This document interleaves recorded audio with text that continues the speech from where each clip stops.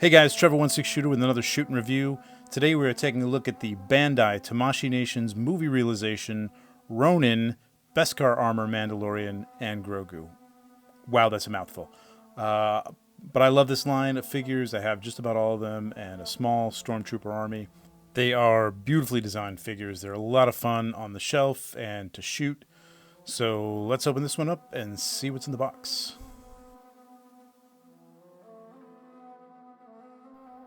Okay, so starting out, we've got, of course, Mando, this time in his Beskar armor. Looking good. We've got Grogu in his little gi, little top knot on his head. We got the space pram, which is some slight embellishments there to make it look a little bit more ancient. And, of course, the regular wooden pram with wheels that actually fits into. Love the redesigns on these blasters, the phase pulse rifle and his pistol. He's got a katana and the saya or sheath. Of course, he's got the jetpack, which has a really cool design in this line. Really love the way these look. He comes with 6 hands, 3 pairs, trigger fingers, fists, and open hands. So all in all, this is a pretty nice mix of accessories. This predates the Darksaber, I think, in the show, so that's why we're not getting that here. I would have really liked to have seen what they could have done with like the whistling birds effects or something, but no such luck. But pretty good set of accessories anyway. All right, let's take a look at some articulation here. These things are pretty well articulated for as bulky as they are. You know, and all the armor and pieces, you wouldn't think you'd get a lot out of these, but they're pretty well articulated. Starting with the head, you get a lot of rotation out of the head. This neck piece tends to pop up a little bit sometimes, but there you go. Yeah, so good rotation all the way around, good head tilt. He can look up pretty well, and he can look down really well. That's really good. These pauldrons are on a little pin, so they can move around. They'll get out of the way if you want to, you know, put the arms in some more extreme positions. And with those in place, you get about 90-degree shoulder height before they kind of get in the way. The shoulder ball joint does rotate 360 though. And the forearm rotates 360. So you can get a lot of motion out of these. The elbows are not double jointed, but you get a pretty good range of motion, a little more than 90 degrees. It's not bad. You can definitely get it into a two-handed sword grip. Got butterfly joints at the top there, so that you can get it across the chest to get that two-handed sword grip like that. All right, now on to the movement of the waist and the upper torso.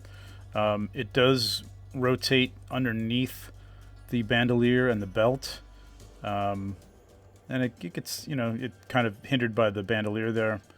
As much as it can turn, but those are separate pieces from the body, so you can rotate it with those, and that's going to get you a lot more turn at the waist, which is probably how you'd want to move it anyway. Backwards, it's a little bit hindered by the belt. This is probably the low point of the articulation for this, because this little piece in the front of the belt, you don't get a lot of forward crunch. That's about it, but again, it's samurai armor, you know, probably not bending too much anyway. It's armor. At the hip, leg rotates forward a little over 90 degrees, pretty good, again, especially because of all that armor and stuff.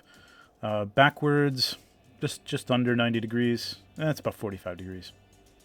You get a double jointed knee, which is kind of stopped from going all the way back by the top of the boot in the back there, but pretty good. I mean, that's pretty good movement anyway. Rotation at the hip, the upper leg rotates pretty freely, pretty good. out in. The ankle rocker is really good. The ankle movement is good. Two-piece boot. It's got a little cap over the top. He's wearing those samurai sandals. I forget what those are called. And you also get some toe movement, whether you like it or not. Overall, for the bulkiness of this thing and the armor, it moves really well. I mean, you can get some really good dynamic poses out of this. The butterfly joints really help with that double-handed sword, if you want that. And I've never had a real problem getting some really good dynamic poses out of these.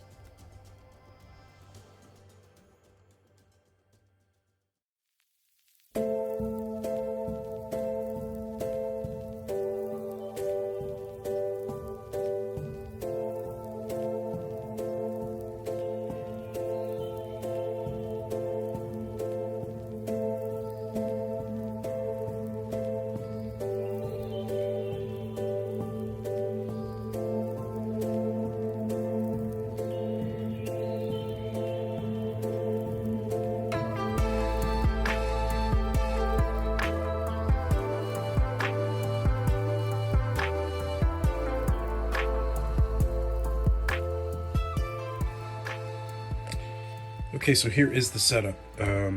Starting at the top, I got this blue gel on the softbox. This is what I use for overall ambience, nighttime light. That blue color works well for that.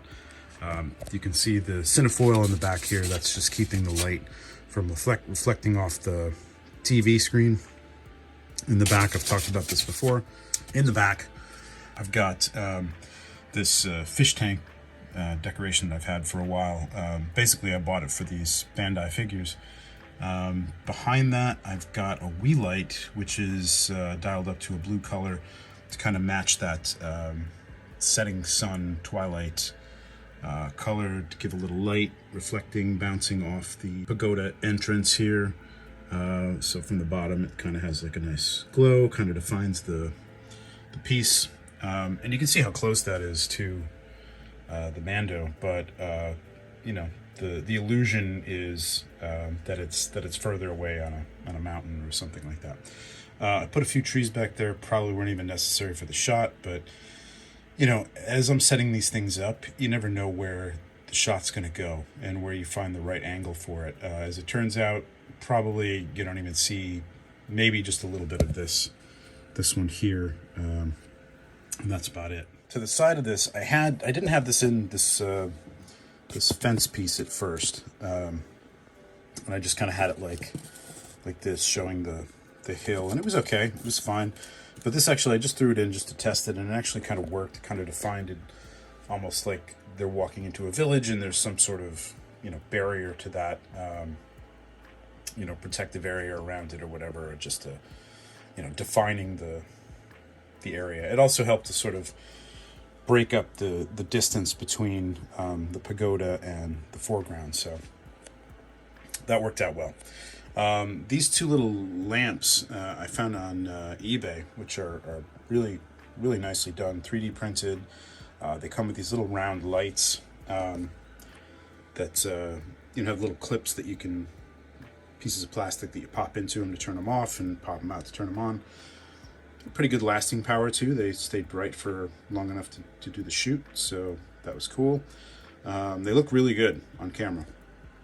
To the right here, I've got a lume cube with a little bit of a amber gel in it, reflecting off this gold bounce card. This is one of those bounce cards that folds in half. It has black on one side, two white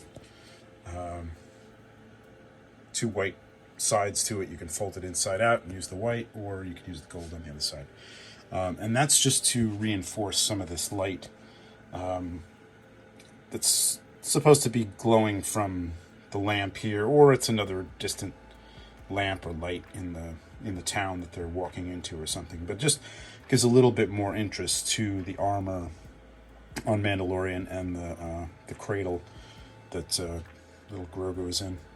And then I've got another bounce card. I was finding that it was pretty dark up front on the cradle here, and or the pram, and the lights themselves were a little bit dark. So what I did is I just put another bounce card there, and just to tone it down a little bit, I put a blue gel over the top of it just to kind of keep that blue feel going and not have too much definition, too much bright light bouncing on here, because I really do want the interest to be sort of the side of Mando and the side and front of Grogu too. This shouldn't really interfere too much, but you want to have at least some definition on there. And then I ended up adding this little clip here with some, again, some aquarium leaves, plant life. You know, just kind of brought some foreground elements to it to make it more interesting. This is like a moss mat I'm using down here, and these are little like wood chips that I think I found in a craft store, just to kind of give it like the look of a path that they're following.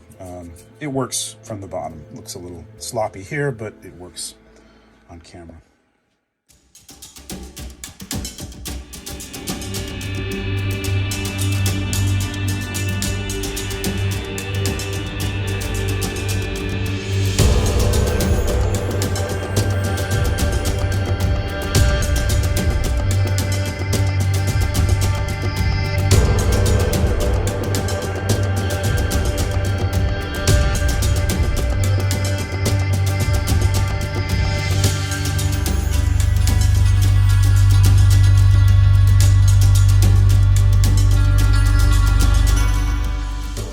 So what's the verdict on Mando and Grogu?